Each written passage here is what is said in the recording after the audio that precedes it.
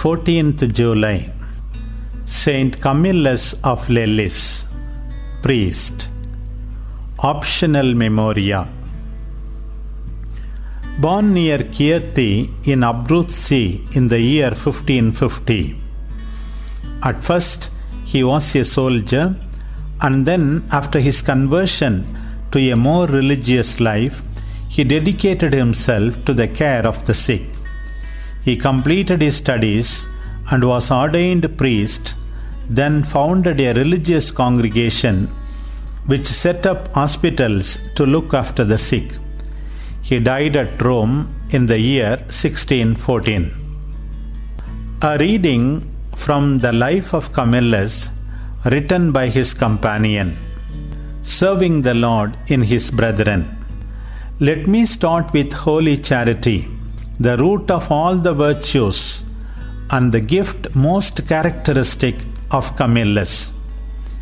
He was so filled by this virtue, both towards God and towards his neighbors, especially the sick, that just to see them was enough to melt his tender heart and to make him forget every pleasure, every earthly delight and attachment.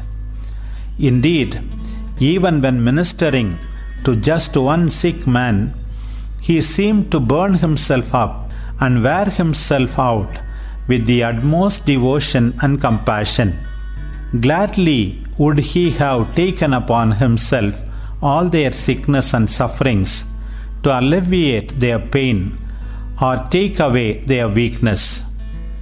So vividly did he picture and honor the person of Christ in them, that often when distributing food to them, he thought of them as his Christs and would beg of them grace and remission of sins. Hence, he was as reverent before them as if he were really and truly in the presence of his Lord. Of nothing would he speak more frequently or fervently than of holy charity. He longed that it should take root in the heart of every man. To fire his brethren in religion with this fundamental virtue, he would impress on them these sweet words of Jesus Christ: "I was sick, and you visited me." Indeed, so often did he repeat these words, he seemed to have them engraved on his heart. Camillus' charity was so great and wide-ranging that he took to his kind and loving heart not only the sick and the dying, but also all other poor and wretched people.